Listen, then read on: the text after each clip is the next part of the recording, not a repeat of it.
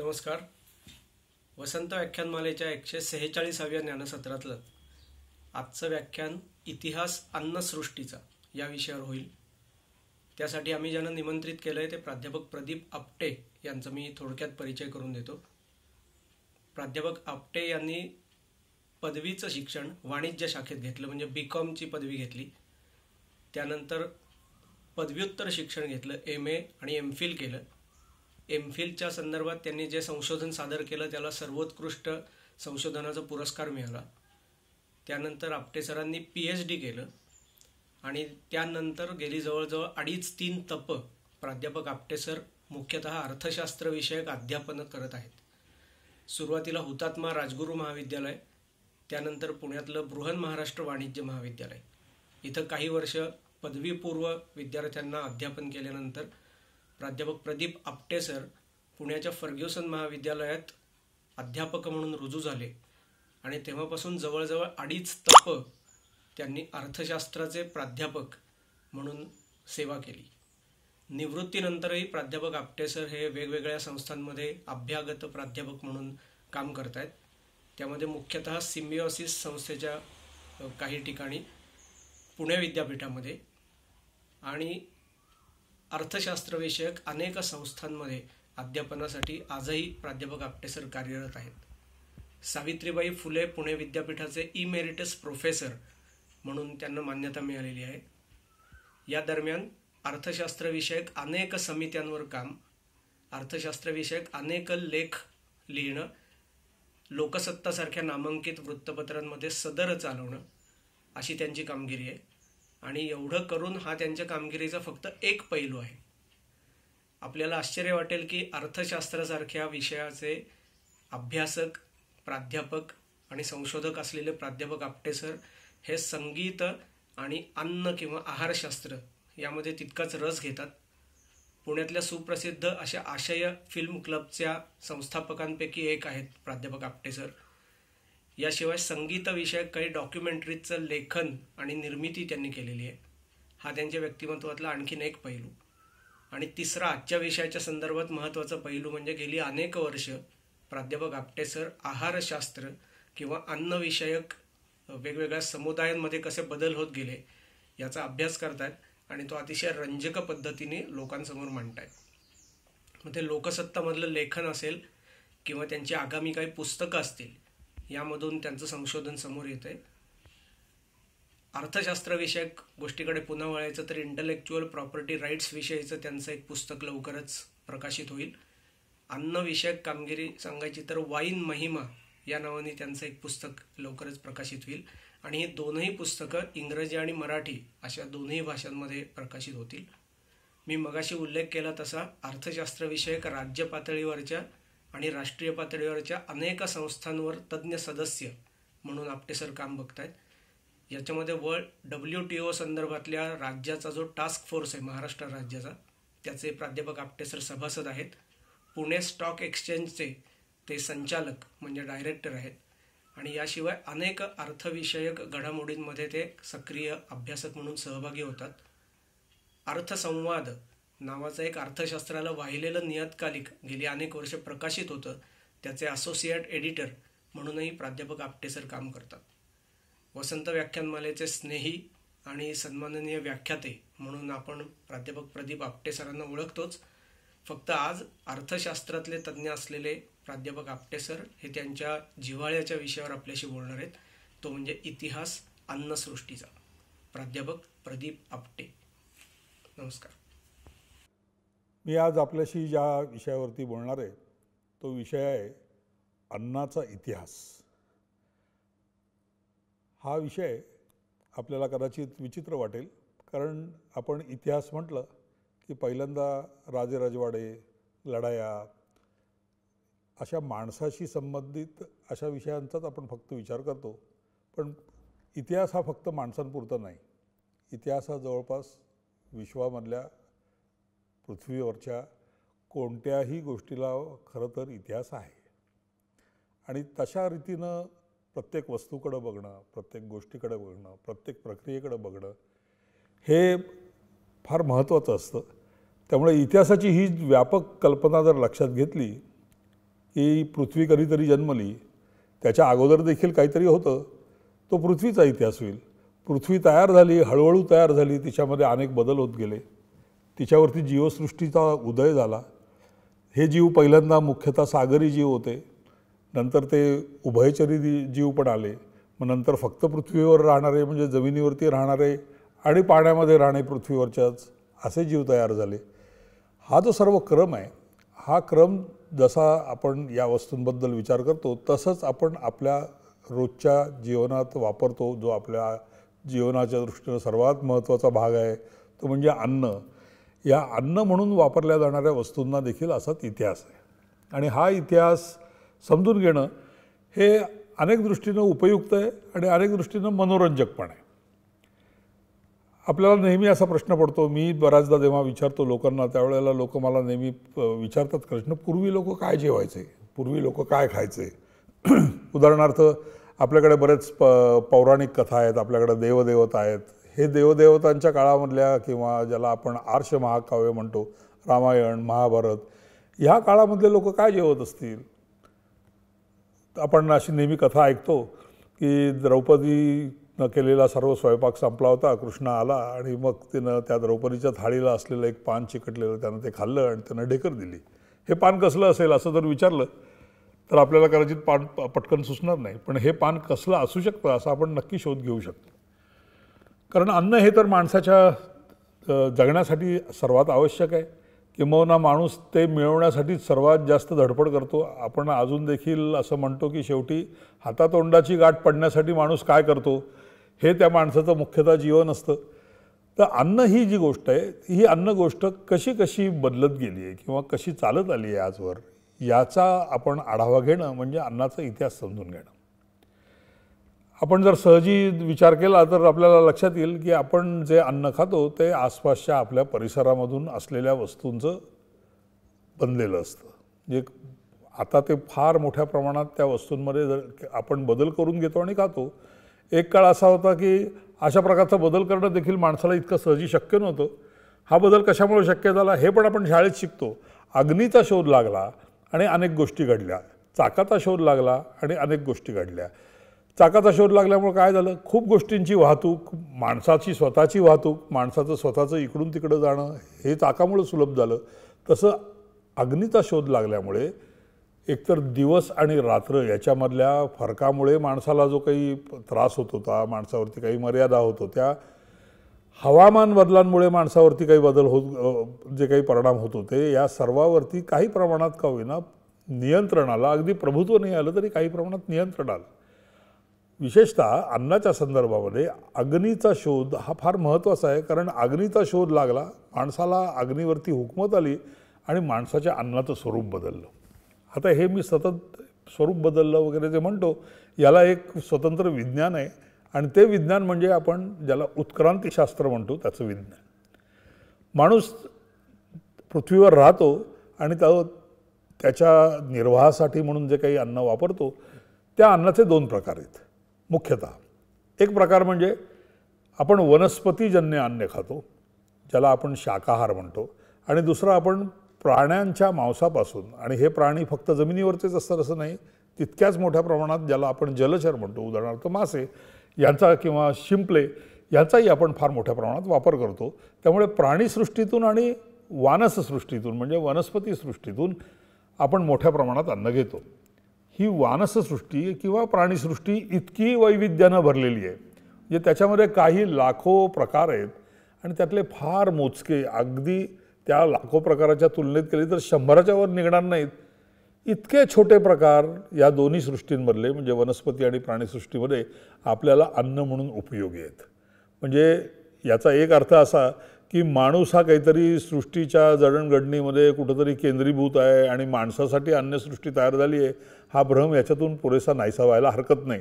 कारण जर ती माणसासाठी असती तर इतक्या छोट्या प्रमाणामध्ये आपल्याला अन्न दिसलं नसतं किंवा मिळालं नसतं. फार थोड्या गोष्टी अशा आहेत की ज्या माणसाला अन्न म्हणून उपयोगी पडतात, या दोन्ही सृष्टीमधल्या, प्राणीसृष्टीमधल्या आणि वनस्पतीसृष्टीमधल्या देखील. या सृष्टीमध्ये जे जीव आहेत त्या काही जीवांचा आपल्याला उपयोग आहे, काही जीवांचा आपल्याला अपाय पण आहे. काही असे जीव आहेत की ज्यांचा अपाय आणि उपाय हे दोन्हीही असतात. त्यांचं प्रमाण किती आहे याच्यावरती त्याचा अपाय आणि उपाय ठरतो. उदाहरणार्थ आपण दही खातो. हे दही जे असतं ते मुख्यतः एका विशिष्ट प्रकारच्या जीवसृष्टीमधल्या एका प्रकारामुळे, ज्याला आपण बॅक्टेरियाज म्हणतो, अशा जंतूंनी तयार होणारं हे अन्न असतं. हा लॅक्टिक बॅक्टेरिया नसता तर दुधाचं दही झालं नसतं. आणि हा लॅक्टिक बॅक्टेरिया जो आपल्या पोटात जातो आणि तो आपल्या पोटात काही प्रमाणात वास करून राहतो, तो तिथेच वाढत पण राहतो, तिथं त्याचे प्रकार पण निपजतात. वेगळ्या प्रकारचं दही खाल्लं की वेगळ्या प्रकारचे बॅक्टेरिया परत आपण खातो. आणि या बॅक्टेरियांचा उपयोग आपल्याला रोगकारक असणाऱ्या जे अन्य बॅक्टेरिया असतात यांच्याशी झगडण्यामध्ये उपयोग होतो. म्हणजे बॅक्टेरिया हा बॅक्टेरियाच आहे, पण त्याचेही प्रकार आहेत. त्यातले काही अपायकारक आहेत, काही उपायकारक आहेत. अन्न हा अनेक दृष्टीनं माणसाला जगण्याला मदत करतो. याचा अर्थ असा की अन्न हा मोठ्या प्रमाणात माणसाला रोगराईशी लढायला देखील मोठ्या प्रमाणात मदत करतो. फक्त आहे ते शरीराचं यंत्र चालू ठेवणं एवढाच त्याचा उपयोग नाही. त्या शरीराचं संरक्षण करणं की ज्याच्यामुळे त्या शरीराची हानी होते, अशा गोष्टींपासून त्याचं संरक्षण करणं हे देखील मोठ्या प्रमाणात अन्नानं होतं. त्यामुळे अनेक धर्मांमध्ये, अनेक जुन्या संस्कृतींमध्ये अन्नाचे गोडवे गायलेले आहेत, अन्नाची स्तोत्रं रचली गेली आहेत. अन्नाला आपण पवित्र समजतो. ज्याला पवित्र समजतो त्या गोष्टीला देखील आपण अन्न वाहतो. उदाहरणार्थ आपण देवाला नैवेद्य दाखवतो. त्यामुळे अन्न हे फार महत्त्वाचं तर आहेच, पण ते माणसाच्या एकूण संस्कृतीच्या जडणघडणीमध्ये देखील आणि माणसाच्या शरीराच्या जडणघडणीमध्ये देखील अतिशय केंद्रस्थानी आहे. म्हणून अन्न या गटात मोडणाऱ्या वस्तूंचा इतिहास बघणं हे आपल्या दृष्टीनं वेगवेगळ्या दृष्टीनं उपयुक्त आहे. मी ज्या उत्क्रांतीशास्त्राचा उल्लेख केला त्या उत्क्रांतीशास्त्रामधली काही महत्त्वाच्या कल्पना आहेत त्या आधी समजून घेऊ, म्हणजे आपली अन्नसृष्टी समजायला आपल्याला फार मोठा उपयोग होतो. पहिलं तत्व असं की जीव जे असतात ते जीव स्वतःला जगवायचा आणि तगवायचा प्रयत्न करतात. जगणं हे आपल्याला सहजी समजतं. तगणं नावाची गोष्ट जी आहे ती मात्र उत्क्रांतीशास्त्रात एका विशिष्ट अर्थानं वापरली जाते. याचा अर्थ की एक पिढी दुसऱ्या पिढीला जन्म देते आणि ते त्याच प्रकारचे जीव तयार होतात. याला म्हणतात त्या प्रकारचा जीव तगणं. जीव जगणं ही एक गोष्ट आहे, पण जीवासारखा दुसरा जीव त्यांनीच स्वतः तयार करणं आणि त्यांचे वंश तयार होणं, त्यांची पिढ्यानपिढ्या चालणारी ही वंशावळ चालत राहणं, याला म्हणतात तगणं. तगण्यासाठी मोठ्या प्रमाणात जीव झगडत असतात. जीवांमध्ये स्पर्धा असते. कशासाठी स्पर्धा असते? तर जीवांना लागणाऱ्या ज्या गोष्टी असतात त्या मिळवण्यासाठी स्पर्धा असते. एवढंच नाही तर काही जीव हे दुसऱ्याच्या जीवाचा नाश करून त्यालाच आपलं अन्न म्हणून खाऊन, ज्याला आपण एरवी संस्कृतमध्ये जीवो जीवस्य जीवनम असं म्हणतात, असंही त्याच्यामध्ये घडत असतं. तर ही तगणं नावाची जी कल्पना आहे, ही तगणं नावाची कल्पना फार महत्त्वाची आहे उत्क्रांतीशास्त्रामध्ये. तगणं म्हणजे त्या प्रकारच्या, त्या जीव प्रकारच्या वंशवृद्धीला अनुकूल अशी परिस्थिती जीव तयार करण्यासाठी झगडतात आणि तो वंश टिकून राहतो. असे अनेक जीव आहेत की ज्यांचे असे वंश टिकून राहिले नाहीत म्हणून ते अस्तंगत झाले. त्यामुळे आज आपण जी जीवसृष्टी बघतो ती जीवसृष्टी ही अशा रीतीनं तगण्यात यशस्वी झालेल्या जीवांची सृष्टी आहे. याच्यापेक्षा फार वेगवेगळे जीव अगोदर अस्तित्वात असले पाहिजेत. त्याचे आपल्याला बऱ्याच वेगवेगळ्या रीतीनं पुरावे देखील मिळतात. परंतु तो उत्क्रांतीशास्त्राचा एक दुसरा मोठा विषय आहे, तो तात्पुरता आपण बाजूला ठेवू. पण ह्या तगण्यामध्ये अजून एक विशेष घटना घडते. जसे जीव आपापसामध्ये स्पर्धा करतात तसं ते आपापसामध्ये स्पर्धा करण्याच्या ऐवजी सहकार्य देखील करतात. त्यांचं सहजीवन तयार होतं आणि हे सहजीवन अन्नसृष्टीच्या दृष्टीनं फार महत्त्वाचं आहे. आणि याला वनस्पतीशास्त्रामध्ये देखील, म्हणजे वनस्पती सृष्टीमध्ये देखील आणि प्राणीसृष्टीमध्ये देखील एकच शब्द आपण वापरूया. तो शब्द म्हणजे पाळीवपण. आपण जनावरांना वापरतो ते पाळीवपण. आपण असं म्हणतो की हे पाळीव जनावर आहे आणि हे हिंस्त्र किंवा जंगली जनावर आहे किंवा हे वन्य जनावर आहे.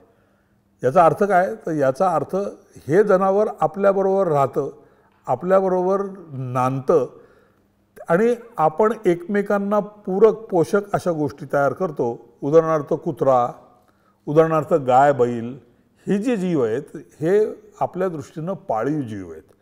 हे पाळीवपण जसं आपण प्राण्यांमध्ये बघतो तसंच वनस्पतींमध्ये पण आलेलं आहे, याची आपल्याला सहसा जाणीव नसते.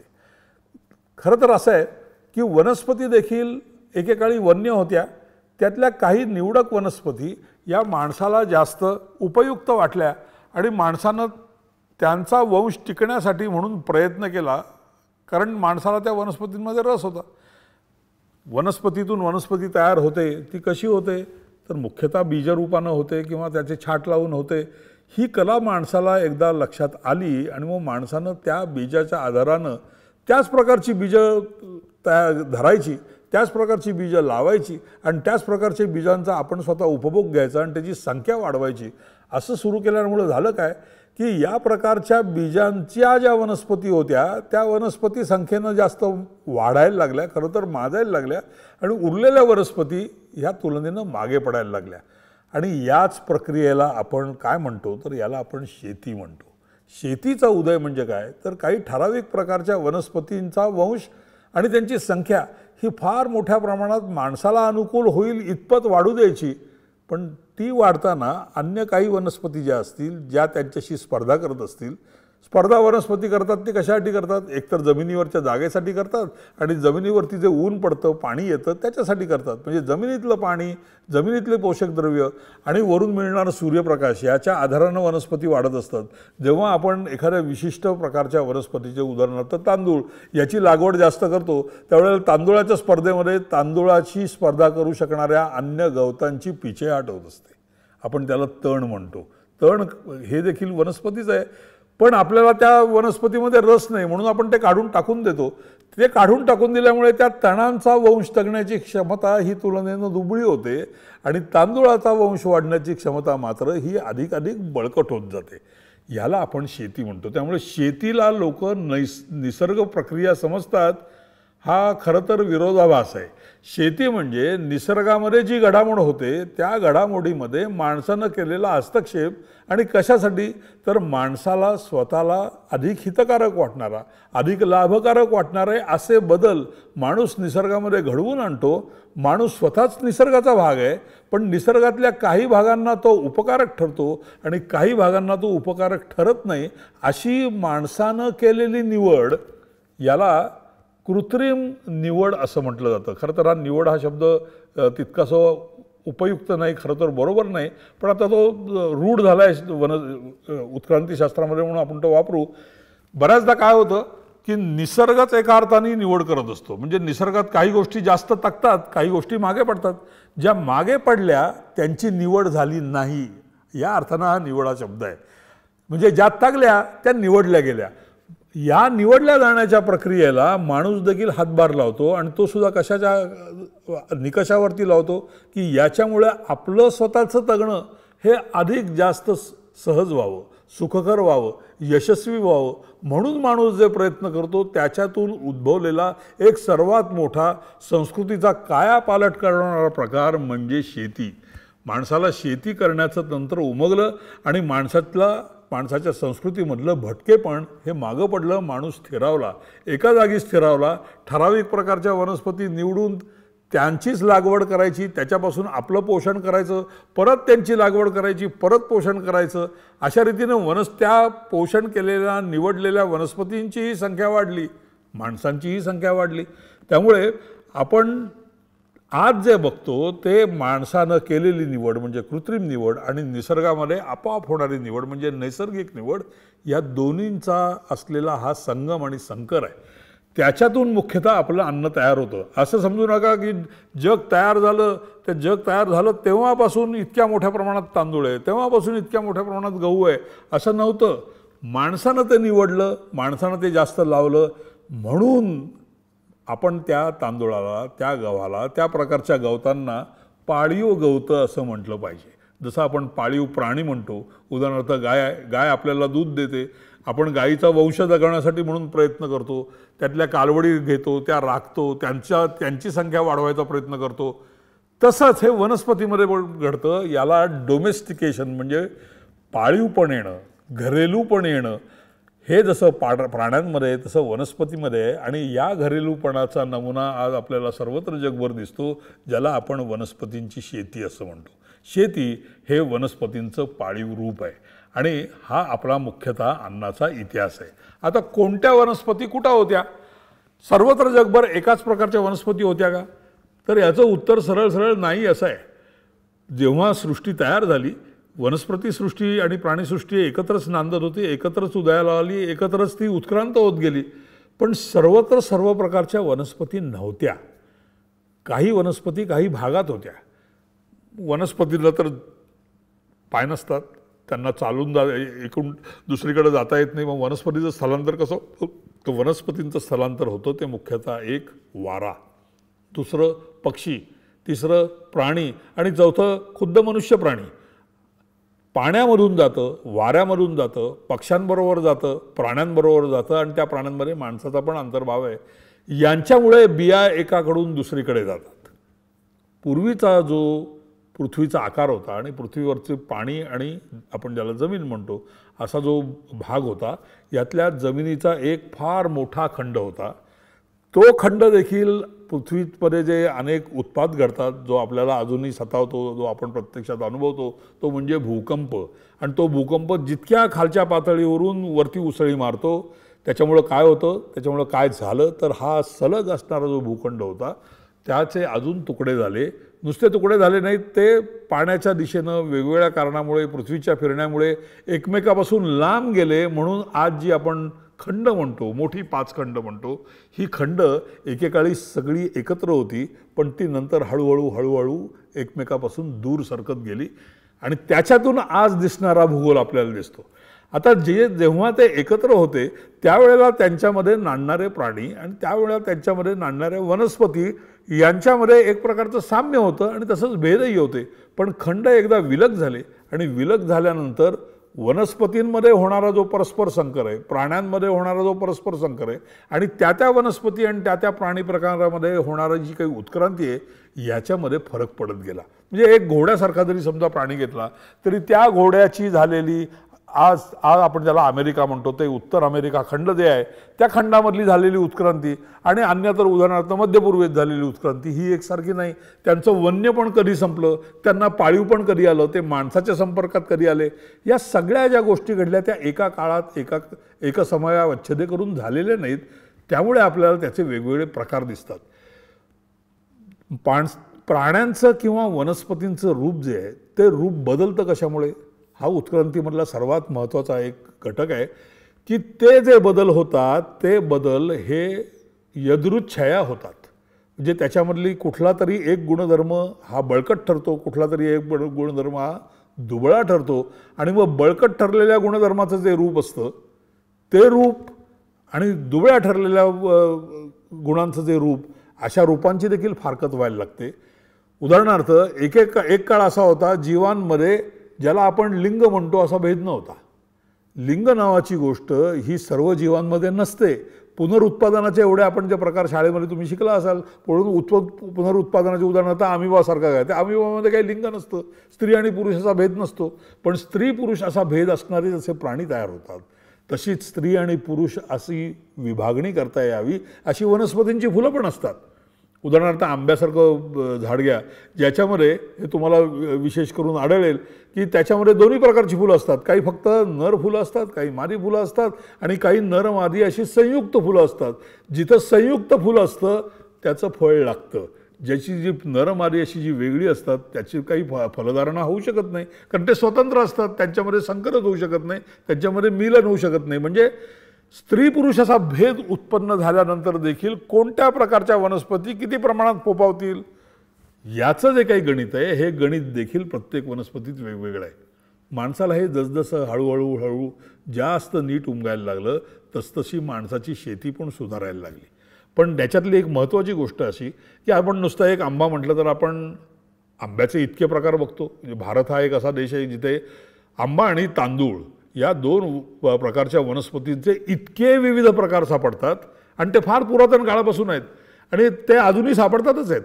आणि आंब्यामध्ये जर तुम्ही बघायला गेलात, तुम्ही हापूसचा आंबा घेतलात आणि त्याची कोय लावलीत तर त्या कोयीतून येणारं झाड हे हापूसच्या गुणधर्माचं नसतं. पण उलट त्या हापूसची ढाळी घेतली आणि त्याचं कलम करून दुसऱ्या झाडावरती लावलं तर मात्र त्याच प्रतीचा, त्याच गुणधर्माचा हापूस मिळतो. म्हणजे पुनरुत्पादनामध्ये वनस्पतींच्या जे म्हणून काही भेद आहेत, हे भेद देखील आपण त्याच्यामध्ये होऊ शकणाऱ्या बदलांचं प्रमाण, त्याची गती, त्याची ठेवण ही जर आपल्याला पारखता आली आणि बदलता आली तर आपल्याला नव्या प्रकारची वनस्पती मिळते. आणि अशा प्रकारच्या नव्या प्रकारच्या वनस्पती त्याच प्रकारातून नव्यानं उद्भवणं ही देखील निसर्गात होणारी एक स्वाभाविक प्रक्रिया आहे. या प्रक्रियेतून देखील वैविध्य तयार होतं. त्यामुळे आज जगात आपल्याला जे वैविध्य दिसतं त्या वैविध्याचा एक महत्त्वाचा स्रोत तो म्हणजे मूळ असलेल्या जीवामध्ये जे काही जनुकं असतात त्या जनुकांचं प्रमाण जर बदललं तर त्या जनुकांच्या बदलत्या प्रमाणानुसार पुढची पिढी बदलत जाते. म्हणजे अशी कल्पना करा की तुमच्या आजचे फोटो आहेत, तुम्ही तुमच्या मागच्या पिढीचा फोटो लावा, त्याच्या मागच्या पिढीचा फोटो लावा आणि तुम्हाला असं लक्षात येईल की हळूहळू त्याच्यातलं साधर्म्य आणि वैधर्म्याचं जे प्रमाण आहे, बाप मुलासारखा दिसतो किंवा मुलगी बापासारखी दिसते, असं करत करत करत मागं गेलं पण ती थोडीशी आईसारखी दिसते, असं करत गेलं तर तुम्हाला जी सरमिसळ जशी असेल तशीच अन्य जीवांमध्ये पण असते. आणि याच्यामध्ये जे बदल होतात, आपण एकमेकांसारखे दिसेनसे होतो, 5 पिढ्या मागं गेल्यानंतर आपण या पिढीचे होतो की नाही याची ओळख पटणार नाही.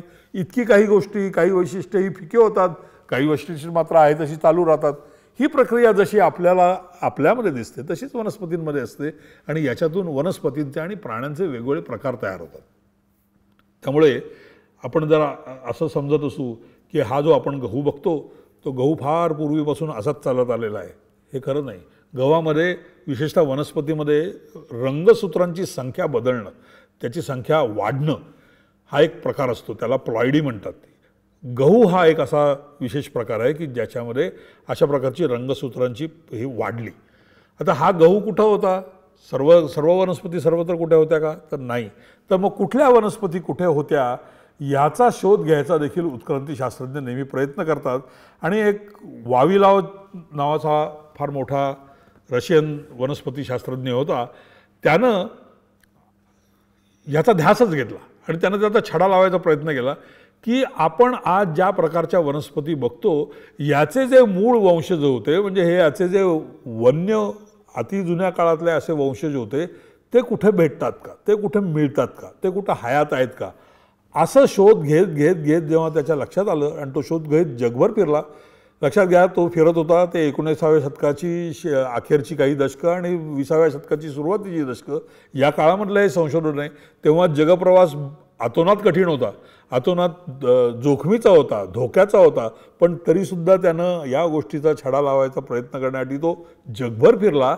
आणि त्या जगभर फिरला तेव्हा त्याच्या अशा लक्षात आलं की आज आपण ज्याला मुख्यतः खाण्यात येणारी पिकं समजतो, या पिकांच्या उत्पत्तीची 8 मुख्य केंद्र आहेत. आणि ती केंद्र कुठं आहेत? ती केंद्र जिथे आहेत त्याचं जर तुम्ही वाटप बघितलं तुमच्या असं लक्षात येईल की त्यातली खूप केंद्र आफ्रिकेच्या पूर्व भागात आहेत, मध्य पूर्वेमध्ये आहेत. तशीच दक्षिण अमेरिका म्हणून आज आपण ज्याला ओळखतो, किंबहुना हीच अमेरिका पहिल्यांदा सापडली, उत्तर अमेरिका नंतर सापडली जिथं आज लोक जायला धडपडतात, पण ही दक्षिण अमेरिका जी आहे तर दक्षिण अमेरिकेमध्ये देखील अशा अनेक वनस्पती आहेत की त्यांचं मूळ जंगली रूप तिथं सापडतं.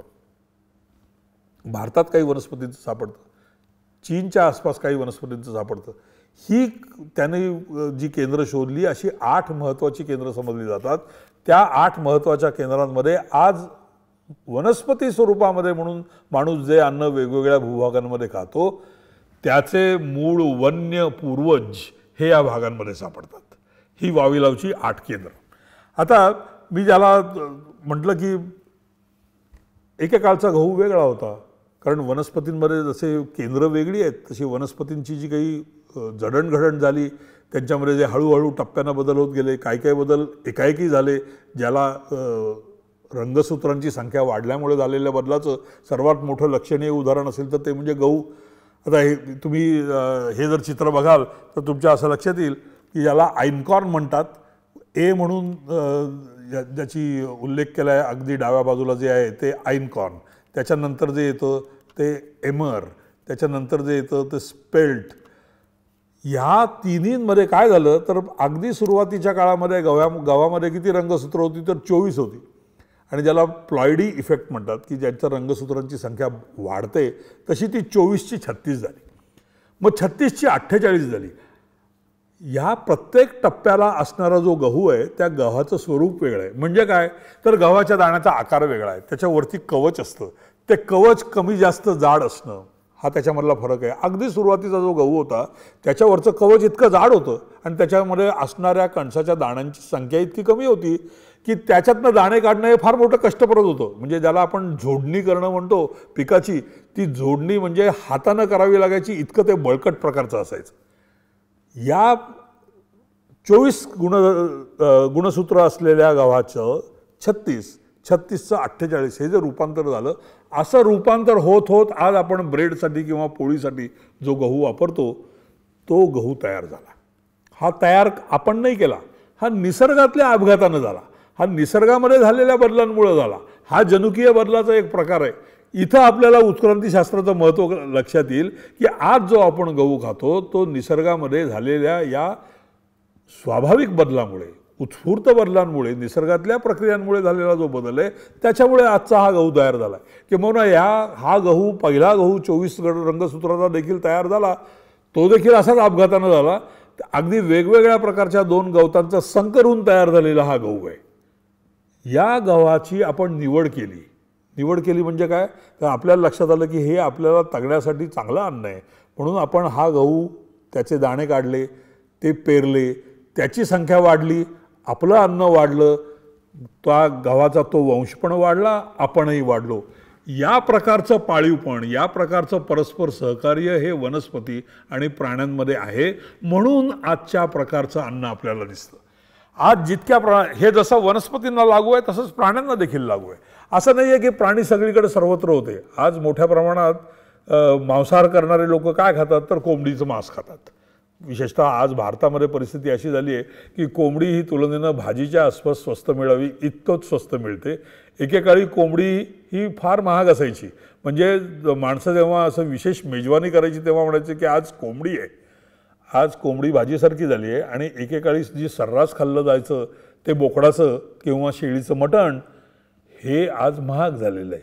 कारण आपल्याला कोंबडीचं मांस अधिक मिळण्यासाठी कोंबडीची प्रजा कशी वाढवायची, किती वाढवायची याचं जे तंत्र उपलब्ध झालं आहे त्याच्यामुळे पूर्वी अगदी कमी प्रमाणात मिळणारी कोंबडी आज मुबलक झाली आहे आणि पूर्वी तुलनेने जास्त मुबलक प्रमाणात मिळणारं बोकडाचं मांस हे आज मात्र तुटवड्याच्या परिस्थिती असल्यामुळे आज किमतीत बघाल तर 4 पटीचा फरक पडतो. त्यामुळे हे प्रमाण, ज्या प्रमाणामध्ये प्राणी उपलब्ध आहेत ते प्रमाण देखील सारखं स्थिर नाही. ते प्राणी देखील त्याच प्रकारचे नाहीत. एक काळ असा होता की कोंबड्या तर मिळत नव्हत्या, मग कोंबडी सदृश असणारे अनेक प्राणी आपण खायचो. आपणच खायचो असं नाही, बाहेरून येणारे लोक देखील त्या प्रकारचे प्राणी घेऊन यायचे आणि ते इथं वाढवून खायचे. कोंबडी ही अशी, कोंबडा हा एक असा प्रकारचा प्राणी आहे जो भारतात फार प्राचीन काळी नव्हता. भारतात प्राचीन काळी हंस होते, बदकं होती, मोर होते, पण आज जो आपण इतक्या मोठ्या प्रमाणात आहार वापरतो तो कोंबडा नावाचा पक्षी मात्र इतक्या मुबलक प्रमाणात नव्हता. तो स्थलांतरित होत होत होत भारतामध्ये आलेला आहे. त्यामुळे वनस्पतींचं स्थलांतर, प्राण्यांचं स्थलांतर याच्यामुळे देखील अन्नाचं जे प्रमाण आहे, अन्नाची जी ठेवण आहे, अन्नामधले ज्या प्रकारचे पदार्थ आहेत, तसंच अन्नाला ज्याच्यामुळे रुची येते अशा वनस्पती, ज्याला आपण मसाल्याची पिकं म्हणतो, ती देखील जगभर सर्वत्र उपलब्ध नाहीत. आपण एका अर्थानं सुदैवी आहोत.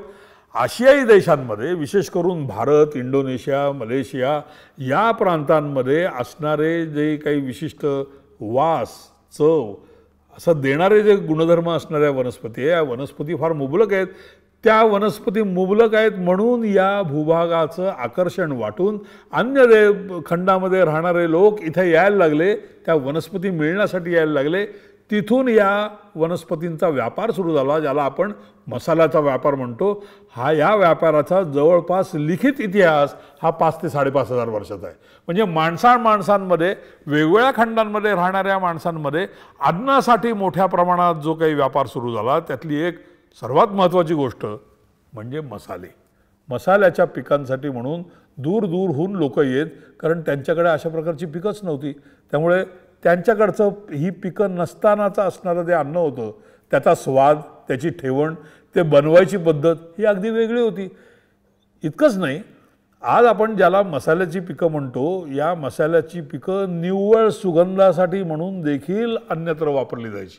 उदाहरणार्थ आपण ज्याला दालचिनी म्हणतो, ही दालचिनी किंवा दालचिनी ही रोमन साम्राज्यामधले लोक आपण जसं ऊद धूप जाळतो देवळांमध्ये, तसं ते त्यांच्या देवळांमध्ये त्यांच्या देवतांसमोर या प्रकारच्या सुगंधी वनस्पतीचा म्हणजे दालचिनीचा वापर करतात.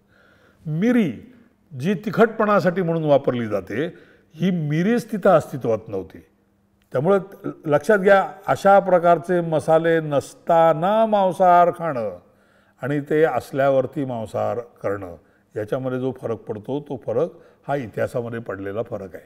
त्यामुळे वनस्पती जर इकडून तिकडे गेल्या नसत्या तर कदाचित आज युरोपीय लोक जेवढ्या, अजूनही युरोपीय लोक इतक्या मोठ्या प्रमाणात मसालेदार गोष्टी खात नाहीत, पण त्या खाल्ल्यामुळे, त्या मिळायला लागल्यामुळे त्यांच्या स्वतःच्या आहाराच्या पद्धतीमध्ये, ती शिजवण्याच्या पद्धतीमध्ये, म्हणजे काय तर अग्नीचा वापर करण्याच्या पद्धतीमध्ये, लक्षात घ्या आपण ज्याला आज पाकशास्त्र म्हणतो, पाककला म्हणतो, या पाककलेमध्ये अग्नीचं अतोनात महत्त्व आहे.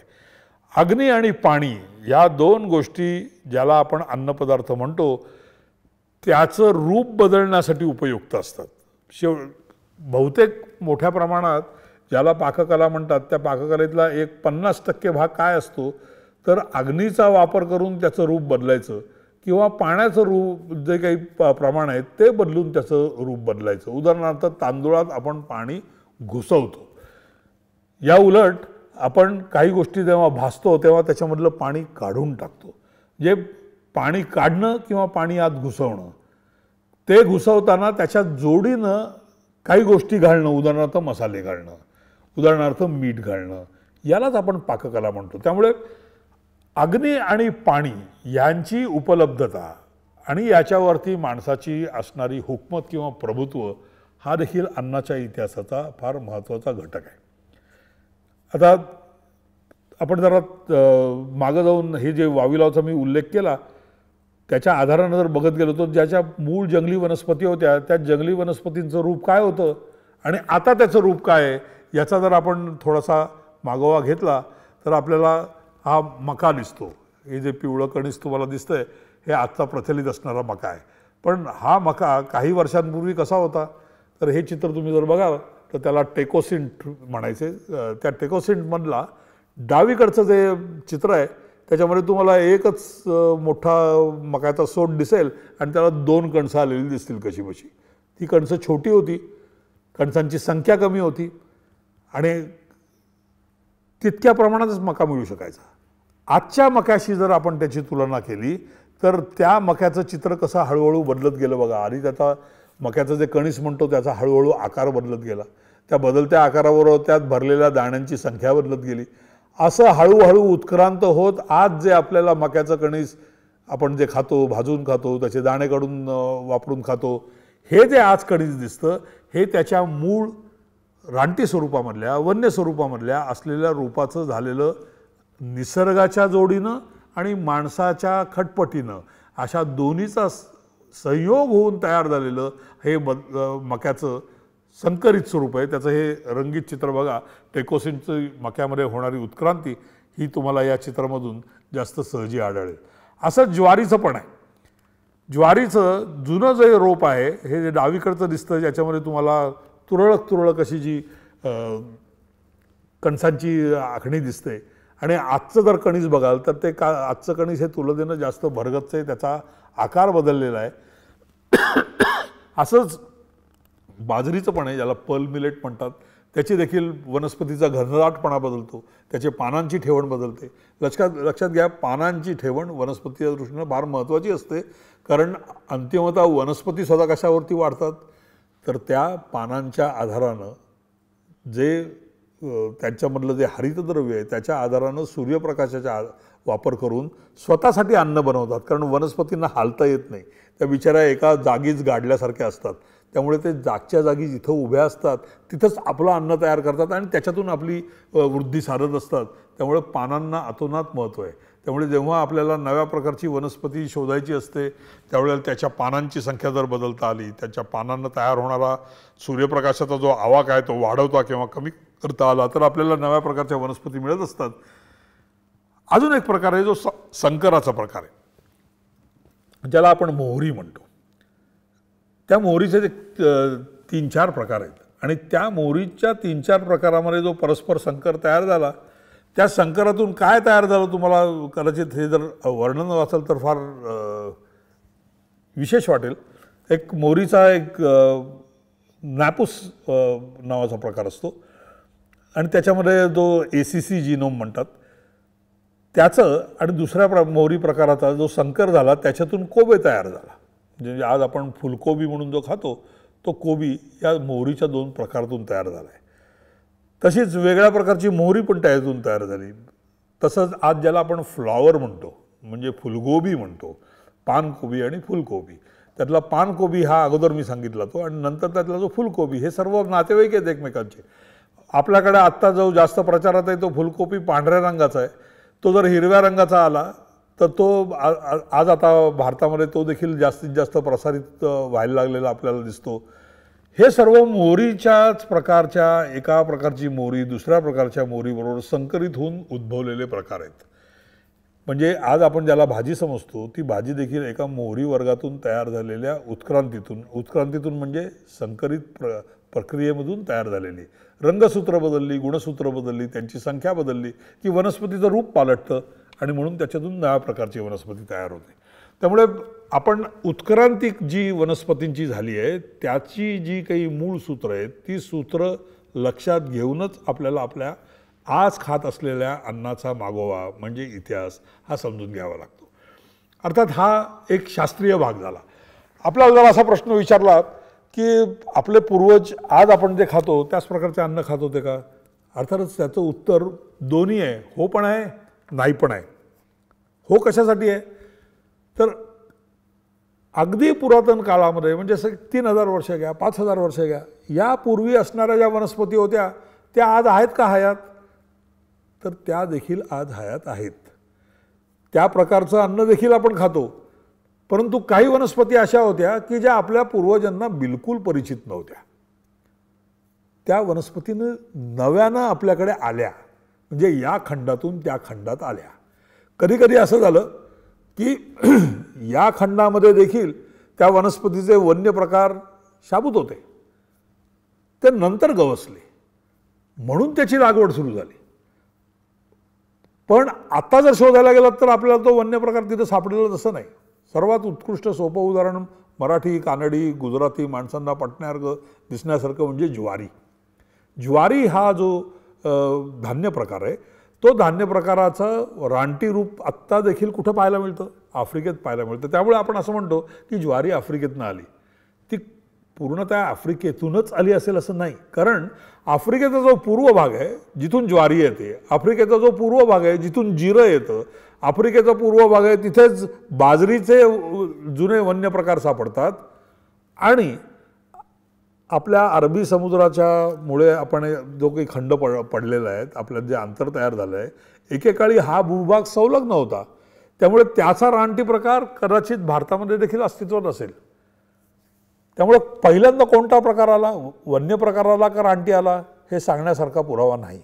आपल्याकडे रानटी प्रकार नसेलच का असं देखील म्हणायला जागा नाही, पण तसा होताच असं म्हणण्यासारखा पुरावा देखील नाही. वनस्पतींमध्ये ही अडचण असते, वनस्पतींच्या इतिहासात ही अडचण असते की वनस्पतींचं जे प्राचीन रूप असतं ते फार काळ तगत नाही. म्हणजे जसं प्राण्याचं हाड राहू शकतं तितक्या प्रमाणात वनस्पती राहत नाहीत. चुकून राहिल्या तर त्याचे काही दाणे कुठेतरी जळक्या स्वरूपामध्ये वगैरे असे आपल्याला पुरातत्व जेव्हा शास्त्रज्ञ जेव्हा जुन्या इतिहासाचा मागोवा घेतात त्यावेळेला वनस्पतीची रूपं सापडणं हे फार फार मुश्किल असतं. शून्य असतं असं नाही, कारण काही वेळेला काय होतं वनस्पतींचे देखील जीवाश्म तयार होतात आणि आपल्याला ती वनस्पती सापडते. पण जितक्या मुबलक प्रमाणांमध्ये प्राण्यांचे, माशांचे, कासवांचे, अन्य जमिनीवरच्या प्राण्यांचे जीवाश्म सापडतात तसे तितक्या प्रमाणामध्ये वनस्पतींचे सापडत नाहीत, कारण वनस्पती पटपट पटपट नाश पावतात. म्हणजे त्यांचं जे मूळ रूप असतं ते मूळ रूप तगून राहू शकत नाही जीवाश्म होईस्तोवर. म्हणून वनस्पतींचा इतिहास लिहिणं याच्यामध्ये काही विशेष प्रकारच्या अडचणी आहेत. पण असं जेव्हा आपण म्हणतो की ही आफ्रिकेतनं आली याचा अर्थ ती फक्त आफ्रिकेतूनच आली असेल असं नाही. कदाचित आफ्रिकेशी संलग्न असणाऱ्या पण नंतर वेगळ्या झालेल्या भूखंडामध्ये देखील त्याचा आढळ असेल, पण तो आढळ कदाचित टिकला नसेल किंवा त्याचं जे प्रगत रूप आहे, माणसानं निवडलेलं रूप आहे तेच जास्त टिकलेलं राहिलेलं असेल, वन्य रूप नाहीच झालेलं असेल, ही देखील शक्यता असते. त्यामुळे उत्क्रांतीच्या दृष्टीतून अन्नाचा इतिहास लिहिणं ही मोठी कष्टप्रद बाब आहे, मुश्किल बाब आहे. पण तो प्रश्न देखील मोठ्या प्रमाणात आज ज्याला वनस्पतीशास्त्रज्ञ लोक जे असतात ते सोडवायचा प्रयत्न करत आहेत. पण म्हणून जेव्हा आपण असं म्हणतो की अमुक अमुक वनस्पती आपल्याकडची नाही, म्हणजे केव्हा नव्हती याचा कालखंड सांगणं हे जास्त संयुक्तिक ठरतं. आता मी तुम्हाला त्याचा दुसरं एक पराकोटीचं उदाहरण देतो. तांदूळ नावाची वनस्पती जी आज मोठ्या प्रमाणात जगभर खाल्ली जाते, जशी गहू आहे तितकाच तांदूळ आहे. लक्षात घ्या, आज देखील भारतामध्ये हरित क्रांतीनंतर देखील जेव्हा गव्हाचं प्राबल्य फार वाढलं हरित क्रांतीमुळे, कारण त्या प्रकारच्या गव्हाचे प्रकार तयार झाले, व्हरायटी तयार झाल्या आणि आपल्याला आपला जो काही भुके कंगालपणा होता त्याच्यावरती मात करता आली. आपण दुर्भिक्ष होतं अन्नाचं, अन्नाचा तुटवडा होता, तो या गव्हाच्या क्रांतीमुळे आपल्याला मोठ्या प्रमाणात त्याचा निचरा करता आला. पण तरी तांदूळ हे मोठं पीक आहे. जवळपास सर्व किनारपट्टीला, जवळपास सर्व मध्य भारतामध्ये मोठ्या प्रमाणात तांदूळ खाल्ला जातो. फक्त भारतात नाही, चीनमध्ये खाल्ला जातो, जपानमध्ये खाल्ला जातो, थायलंड, मलेशिया, इंडोनेशियामध्ये खाल्ला जातो, आफ्रिकेच्या पूर्व भागामध्ये आणि दक्षिण भागामध्ये खाल्ला जातो. म्हणून तांदूळाचे 4 मोठे प्रकार वनस्पतीशास्त्रज्ञ मानतात. एक आफ्रिकेच्या ओरिजिनचे, म्हणजे आफ्रिकेचं मूळ रूप जिथं सापडतं असे, दुसरे चीनी, तिसरे जपानी आणि चौथे भारतीय, असे तांदूळाचे 4 प्रकार आहेत. आणि या 4 प्रकारामधला भारतीय प्रकार म्हणून जो आहे त्याच्यातून तयार झालेले जे अनेक विविध प्रकार आहेत, त्या विविध प्रकाराने देखील आज भारत हा श्रीमंत देश आहे. आज तुम्ही आपण सहसा तांदूळ म्हटलं की तो दक्षिणेचा आहे असं समजतो, हेही बरोबर नाही. आपल्याकडे आज देखील बिहार, मध्य प्रदेश या भागामध्ये, झारखंड या भागामध्ये मुख्य पीक तांदूळ आहे. लोक मुख्यतः तांदूळाचीच शेती करतात, तांदूळावरतीच जगतात. आपल्याकडे विदर्भामध्ये त्याला धान म्हणतात, तसंच मध्य प्रदेशात धान म्हणतात. आणि या भागांमध्ये असणाऱ्या तांदूळाच्या प्रकारांची जर आपण गणना केली तर आज देखील प्रचलित असणाऱ्या भारतामधल्या फार पुरातन काळापासून चालत आलेल्या अशा जवळपास 300 जाती आपल्याला सापडतात. त्यातल्या काही जाती ह्या जास्त लोकप्रिय आहेत आणि त्याची देखील अगदी जुन्या काळातली नावं आपल्याला सापडतात. उदाहरणार्थ महाराष्ट्रामध्ये त्याला साठेसाळ म्हणतात. साठेसाळ म्हणजे काय? जे तांदूळाचं पीक 60 दिवसात तयार होत होते. किंवा कृष्णशाली, संस्कृत वाङ्मय जर बघायला गेलं तर तुम्हाला तांदूळाचे 2 प्रकार तुम्हाला नेहमी उल्लेखलेले आढळतील. एकाला म्हणतात शाली, म्हणजे जी पावसाळ्याच्या काळामध्ये तयार होतात त्याला म्हणतात शाली, ज्याचा मराठी शब्द आहे साळी. आपण अजूनही मराठीमध्ये काही भागामध्ये तांदूळाला साळ म्हणतात, तांदूळाची साळ म्हणतात, आपण साळीच्या लाया म्हणतो. तर ही जी शाली आहे त्या शालीची हे झालेली साळी आहे, ही पर्जन्य काळात तयार होणारं तांदूळाचं पीक. जे पर्जन्य काळानंतर तयार होतं, फार मोठा किनारपट्टीचा प्रदेश आहे, उदाहरणार्थ बंगाल, तामिळनाडू, ओरिसा, इथे तांदूळाचं पीक 1 नाही 2, 3 घेतली जातात. काही ठिकाणी खोडवा ज्याला म्हणतात, म्हणजे फक्त वरची छाटणी करायची, उरलेलं रोप तसंच ठेवायचं, त्याला पुन्हा कडीस फुटतं. अशा प्रकारची जी खोडव्याची पिकं आहेत, असे देखील भारतामध्ये अनेक प्रदेश आहेत. तर तिथल्या पावसाळी ऋतू सोडून तयार होणाऱ्या तांदूळाला म्हणायचे व्रूही. आणि ह्या प्रकारचा तांदूळ हा फक्त दक्षिण भारतात, मध्य भारतात नाही, तो तितकाच अफगाणिस्तान, इराण, पंजाब म्हणजे सिंध खोरे याच्यामध्ये देखील होत असे. आणि हा जो व्रूही प्रकारचा जो तांदूळ आहे, या व्रूही प्रकारच्या तांदूळाचे गुणधर्म खाण्यासाठी म्हणून, आरोग्यासाठी म्हणून, आणि शाली नावाच्या प्रकारचे गुणधर्म खाण्यासाठी म्हणून, चवीसाठी म्हणून, रंगासाठी म्हणून, आरोग्यासाठी म्हणून, असे आपल्याला संस्कृत वाङ्मयामध्ये, जुन्या वाङ्मयामध्ये, उदाहरणार्थ चरकाच्या आयुर्वेदीय ग्रंथामध्ये याचं फार सविस्तर वर्णन आढळतं. त्यांची नावं आढळतात. ती नावं अजून तशीच, उदाहरणार्थ ताम्रशाली अजूनही कोल्हापूरमध्ये, अजूनही रत्नागिरी जिल्ह्यामध्ये, सिंधुदुर्गमध्ये तामसाळ म्हणतात. तो तांदूळ तांबड्या रंगाचा असतो. ओरिसा आणि आसाममध्ये कृष्णशाली म्हणतात, तो काळ्या किंवा जांभळ्या रंगाचा असतो, त्याला काळीसाळ म्हणतात आपल्याकडे. ही जी तांदूळाची परंपरा आहे ही इतकी जुनी आहे. तितक्याच नव्यानं आणलेल्या हायब्रिड जाती पण आहेत, जे आपण जपानहून, जे रोपाची ठेवण वेगळी, त्याला लागणारं पाणी वेगळं, त्याला लागणारा सूर्यप्रकाश वेगळा, त्याला असणारा मोसम वेगळा, अशाही जाती आपण तयार केल्या आहेत, त्याही आपण आयात केल्या आहेत. त्यामुळे आपण जे आज अन्न खातो ते अशा प्रकारानं फार पूर्वीच्या काळापासून अन्न जेवढं जागतिक आहे तितकं दुसरं कदाचित जागतिक काही नसेल.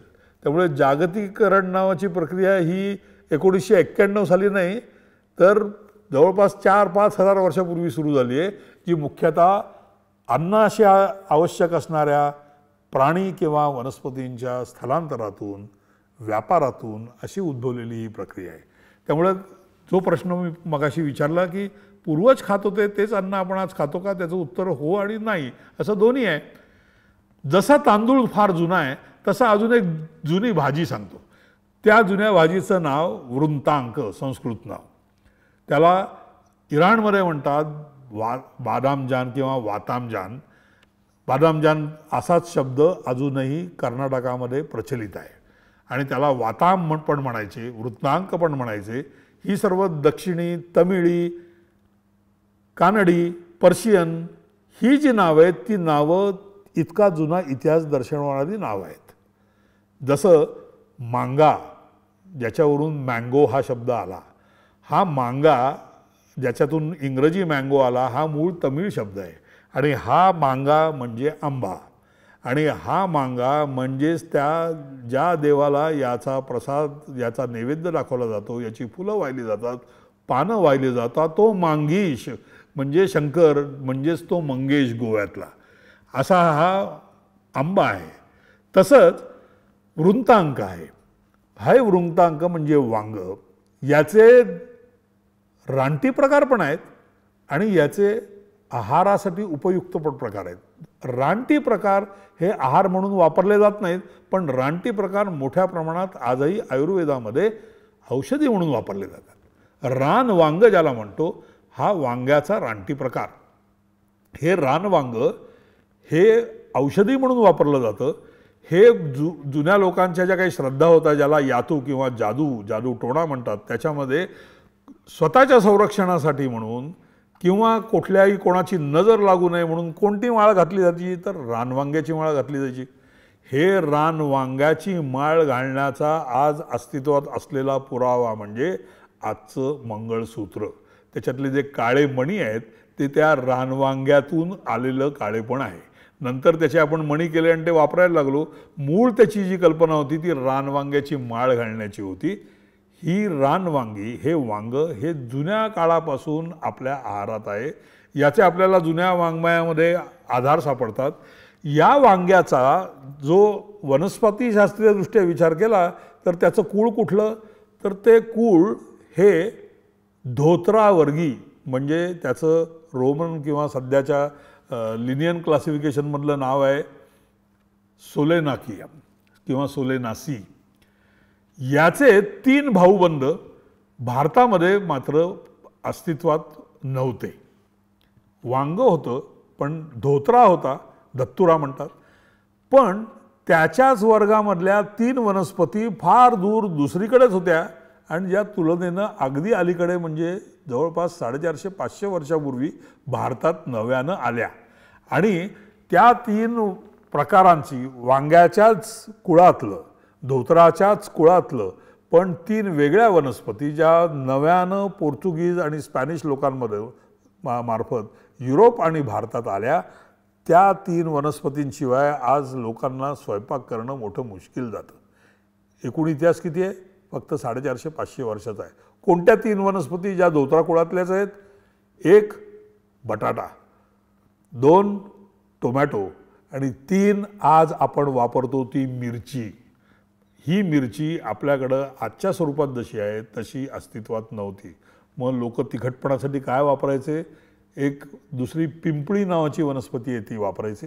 दुसरं मिरी नावाची वनस्पती जी इथून नेली जायची व्यापारासाठी, ती तिखटपणासाठी वापरायची.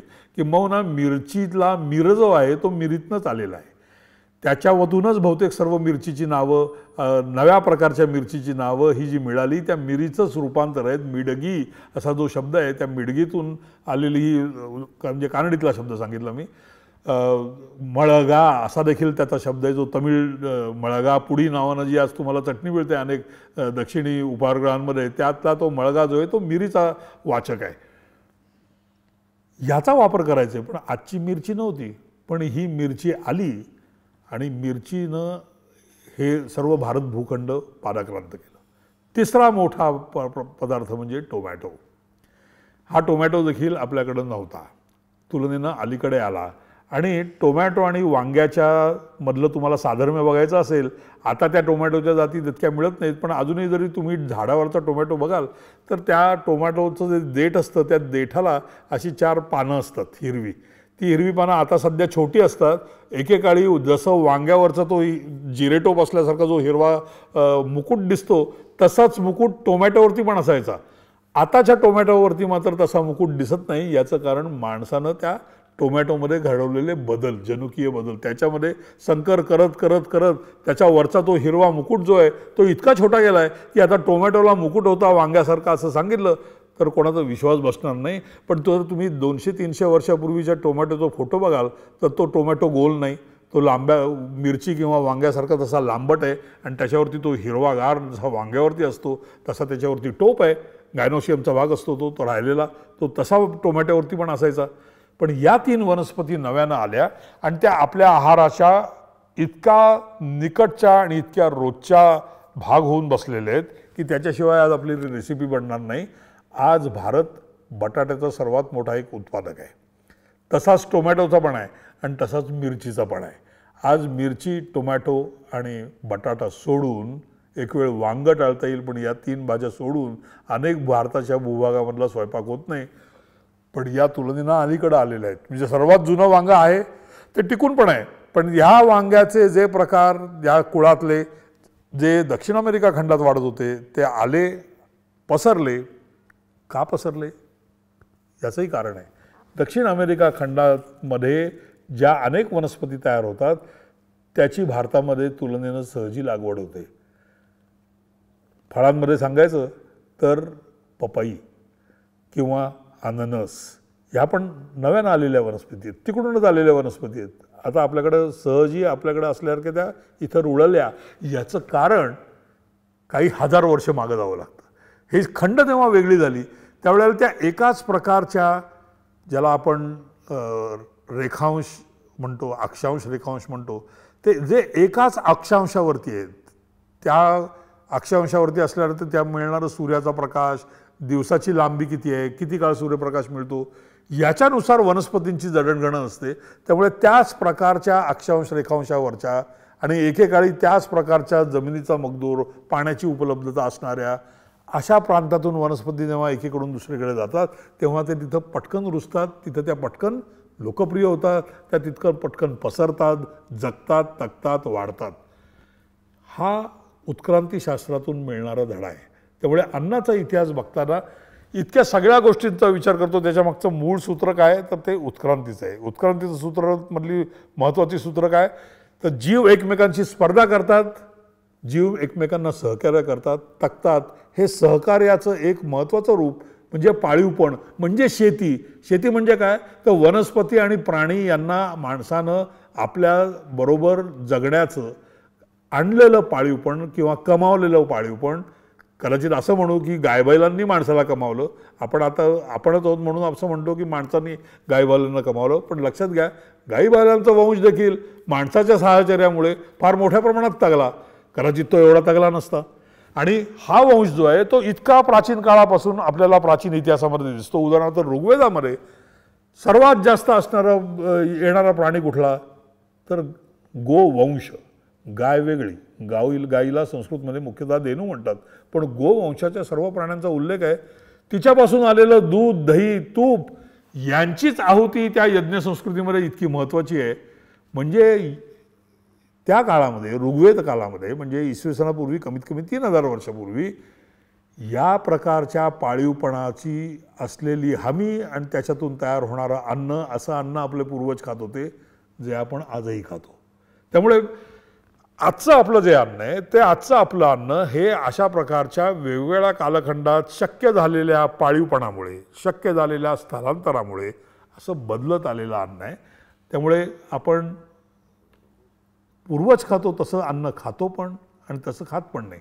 कारण काही वनस्पती अशा आहेत, काही प्राणी असे जे पूर्वज खात होते पण आपल्याला आता ते माहिती नाहीत. जे आपण आज खातो पण ते पूर्वजांना माहिती नव्हते. असा हा संमिश्र इतिहास आहे. त्यामुळे दुसरा एक प्रश्न नेहमी लोकांना पडतो की आपल्याकडे मांसाहारावरती बंदी आहे. बंदी आहे म्हणजे खरं तर बंदी नाही आहे, पण अनेक लोक हे मांसाहार स्वीकारत नाहीत. ते मुख्यतः शाकाहार घेतात. हा देखील तुलनेनं उशिरानं उद्भवलेला सांस्कृतिक प्रकार असावा आपल्याला असं दिसतं. कारण आपल्याला नेहमी औत्सुक्य असतं त्यावेळेला लोक, कारण मी नेहमी जेव्हा याच्यावरती भाषणं देतो तेव्हा लोक दोन गोष्टी हमखास विचारतात की आपले पूर्वज मांस खायचे का आणि आपले पूर्वज मद्य प्यायचे का. या दोन प्रश्नाचं उत्तर हो असं आहे. आपले पूर्वज म्हणजे कोणाचे पूर्वज हे सांगणं जरा कठीण असतं. नेमके आपले स्वतःचे एका विशिष्ट व्यक्तीचे पूर्वज ही गोष्ट वेगळी आहे. पण या भूभागामध्ये मांस आणि मद्य या दोन्हीची रेलचेल म्हणावी इतक्या प्रमाणात वापर होता. तुम्ही जर चरक किंवा सुश्रुताची जर ग्रंथ बघितलीत, त्याच्यामधले अन्नपान विधी प्रकरण जर बघितलीत, तर त्यात तुम्हाला अशा अनेक मांसाचा किंवा प्राणीज पदार्थांचा उल्लेख सापडेल जो आज आपण मांसाहार म्हणून विचार देखील करत नाही. उदाहरणार्थ वाघिणीचं दूध कसं लागतं, उंटिणीचं दूध कसं लागतं याचा आपण विचार करत नाही. आरोप करतात कारण त्यांच्याकडे उंट वापरतात, पण त्याचे गुणधर्म चवीनुसार आरोग्यात्मक दृष्ट्या विचार करून असे आयुर्वेदामध्ये तुम्हाला लिहिलेले आढळतात. इतक्या प्रकारच्या प्राण्यांचा आपण वापर पूर्वीपार करत आलो मांसासाठी किंवा दुधांसाठी किंवा त्यांच्यापासून मिळणाऱ्या अन्न उत्पादनांसाठी किंवा औषधांसाठी. तो एक सहज औत्सुक्य म्हणून गोष्ट सांगतो की आपण तांदूळ खायचो हे तर मी सांगितलंच आहे. तांदूळाचा एक शब्द जो आहे त्याला ओदन असं म्हणतात. आणि मांस पण खायचो. आणि मांस आणि तांदूळ याचा एकत्रित पदार्थ आता अलीकडे तर फार नव्यानं बोकाळल्यासारखा प्रकाशात आला आहे, तो म्हणजे बिर्याणी. ही बिर्याणी ही मुघलांनी आणली अशी आपल्याकडची लाडकी समजूत आहे. ही समजूत बरोबर नाही. मांस घालून भात शिजवणं ही फार जुनी परंपरा आहे. कमीत कमी 4,500-5,000 वर्षाची परंपरा ही असावी.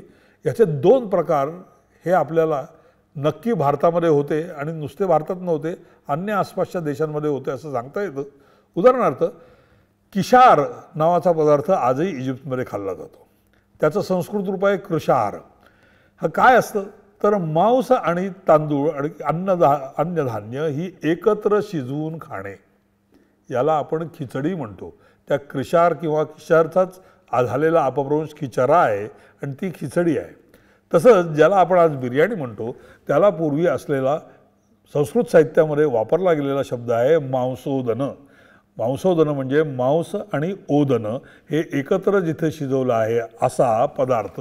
आणि याचा आपल्याला उल्लेख कुठं सापडतो तर अयोध्याकांडामध्ये सीता नदीची पूजा करताना म्हणते, हे नदी माते मी तुला सुरेचे म्हणजे मद्याचे 1000 कुंभ वाहीन आणि त्याच्याबरोबरीनंच मांसोदनाचा नैवेद्य दाखवीन. मी तो श्लोक तुम्हाला हवं तर वाचून दाखवतो. सुराघट सहस्रेण मांसभूतो दनेन च, म्हणजे मी तुला काय वाहीन तर 1000 कुंभाची सुरा म्हणजे मद्य आणि मांसोदन म्हणजे मांस घालून शिजवलेला तांदूळ म्हणजे भात म्हणजे बिर्याणी. हे बिरिंजानी हा जो मूळ इराणी शब्द आहे तो बिरिंज शब्द तरी कशातून आला, मी ज्याचा मगाशी व्रूही म्हणून उल्लेख केला त्या व्रूहीचं रूप झालं इराणी भागामध्ये ते बिरिंज. आणि त्याच्यामुळे त्या बिरिंजचे जे दोन प्रकार आहेत त्या दोन प्रकारांना त्या तांदूळांना इराणमध्ये म्हणतात चेलो किंवा पोलो. चेलो किंवा पोलो हा पोलोमधला जो भात आहे त्याचाच पुढे आपण पिलाव उर्फ पुलाव असा वापर आज आढळतो. त्यामुळे हे प्राचीन अन्न आहेत, जुन्या काळापासून आहेत, जुन्या काळापासून असलेल्या रेसिपी आहेत. त्यामुळे आज जे आपण अन्न खातो ती अशी जुन्या नव्याची सरमिसळ आहे. त्यामुळे अन्नासारख्या पदार्थाला देखील इतिहास असतो. अन्नासारख्या पदार्थाला देखील खूप प्राचीन इतिहास असतो, तितकाच अर्वाचीन इतिहास असतो. अर्वाचीन इतिहासाचे देखील नमुने काही कमी नाही आहेत. उदाहरणार्थ कॉफी नावाचा पदार्थ जो आज दक्षिण भारतामध्ये इतक्या मोठ्या प्रमाणात प्याला जातो की जणू काही ते दक्षिणेचं मूळ पीक असावं असं प्रत्यक्षात नाही. ते तुलनेनं अलीकडं आलेलं पीक आहे. ते लावलं आणि ते प्रचलित झालं आणि ते इतकं प्रचलित झालं की ते जणू काही त्या भागाची खूण ठरलं. चहा एकेकाळी भारतातच तयार झालेला, भारतातून बुद्ध भिक्षूंच्या मार्फत चीनमध्ये पसरलेला आहे, जपानमध्ये आहे, परत भारतात आला. परत भारतात आलो मात्र युरोपांच्या व्यापारामुळे जास्त पसरला. सुरतेच्या बाजारपेठेमध्ये चहाचा फार मोठ्या प्रमाणात खप वाढायला लागला आणि तसा चहा पसरला. शिवाजी महाराजांना कॉफी माहिती होती असं सांगितलं तर तुम्हाला आश्चर्य वाटेल. तुलनेनं अलीकडे आलेली होती, पण शिवाजी महाराजांच्या काळापर्यंत ती चांगली रूढावलेली होती. त्याच्यात तुम्हाला असा उल्लेख सापडतो, त्यांनी एका पोर्तुगीजांना जी काही भेट पाठवली होती त्याच्यामध्ये ज्या भेटीतल्या ज्या वस्तू होत्या त्याच्यामध्ये एक वस्तू म्हणजे कॉफी होती. आता या तुलनेनं अलीकडे आलेल्या वस्तू आहेत. अलीकडे आलेल्या पाकशैली, अलीकडे आलेले नव्या प्रकारची वनस्पती, उदाहरणार्थ आपल्याकडे कोबी किंवा फ्लॉवर हा इतक्या मोठ्या प्रमाणात प्रचारात नव्हता. याला एक कसाबसा 200 वर्षाचा इतिहास आहे, पण तो आज इतका आपल्या रोजच्या जीवनाचा भाग झाला. आणि कदाचित जसा फुलकोबी झाला तसाच तो हिरवा कोबी ज्याला ब्रोकोली म्हटलं जातं तो कदाचित 100 वर्षांना ब्रोकोली तितकीच लोकप्रिय झालेली असेल. त्यामुळे आपपरभर भाव फार मानावा असं याच्यात काही नाही आहे. आजवरचा इतिहास असं सांगतो की जगभरचे लोक आपल्याबरोबर आपलं अन्न इकडं तिकडं नेतात, ते रुळतात. आज चिनी पदार्थ इतक्या मोठ्या प्रमाणात खाल्ले जातात. कदाचित 100 वर्षानंतर लोकांचा विश्वास बसणार नाही की हा पदार्थ मूळचा चिनी आहे, हा भारतीय आहे असंच समजतात. किंबहुना आज आपण जे चिनी पदार्थ म्हणून खातो, ज्या प्रकारच्या रेसिपीज आज चिनी म्हणून खातो, भारतामध्ये खातो, तशा प्रकारच्या रेसिपी खुद्द चीनमध्ये सापडत नाहीत. कारण त्याचं रूपांतरण झालं आहे, भारतीयकरण झालं आहे. भारतीय लोकांच्या जिभेला रुचेल असे त्याच्या मसाल्यांचं प्रमाण बदललं आहे. त्यामुळे भारतीय चायनीज नावाचा प्रकार आता नव्यानं रूढ होईल. अशीच सर्व जगभर खाद्यसंस्कृती ही पसरत गेली आहे. आपण त्याच्याकडे डोळे उघडे ठेवून जर बघितलं, वनस्पतीशास्त्र, प्राणीशास्त्र यांच्यामधलं जे उत्क्रांतीशास्त्र आहे त्याचं सूत्र धरून जर आपण बघत गेलो तर आपल्याला आजचं आपलं अन्न असं काय आहे, ते कसं बदलत आलं आहे हे कळेल. तसंच कदाचित पुढं कसं बदलेल हे देखील कळेल. याच्यासाठी म्हणून अन्नाचा इतिहास समजून घेणं हे मनोरंजकही आहे, उपयुक्तही आहे, वैद्यकशास्त्राच्या दृष्टीने देखील महत्त्वाचं आहे. उदाहरणार्थ जिथे ज्या लोकांना गहू खाण्याची तेवढी सवय नव्हती पण त्यांनी आता मोठ्या प्रमाणात गहू वापरला, तिथं काही वेगळ्या प्रकारच्या व्याधी आल्या का? उदाहरणार्थ आज असं दिसतं की ज्यांना पूर्वी गहू खाण्याची म्हणजे गव्हाच्या मध्ये असलेलं प्रथिन, त्यातलं ग्लुटेन पचवण्याची क्षमता कमी आहे, अशा लोकांना मधुमेहासारखा विकार अधिक होतो. त्यामुळे हे जे अन्नाचं संक्रमण आणि स्थलांतर होतं त्याच्यामधून जसं अन्नाच्या तुटवड्याचा प्रश्न सुटला तसं कदाचित काही प्रकारच्या व्याधी पण नव्यानं येऊ शकतात. या सर्व दृष्टीनं महत्त्वाचं काय आहे तर अन्नासारख्या गोष्टीकडे देखील ऐतिहासिक दृष्टीनं बघा, म्हणजे तुम्हाला अन्नाचं स्वरूप आज असं काय आहे आणि भावी काळात कसं होतं याचे काही मार्गदर्शक पुरावे पूर्वी कसं होतं असं बघण्यातून कळतील. म्हणून अन्नाच्या इतिहासाचा खाटाटोप करावा. धन्यवाद.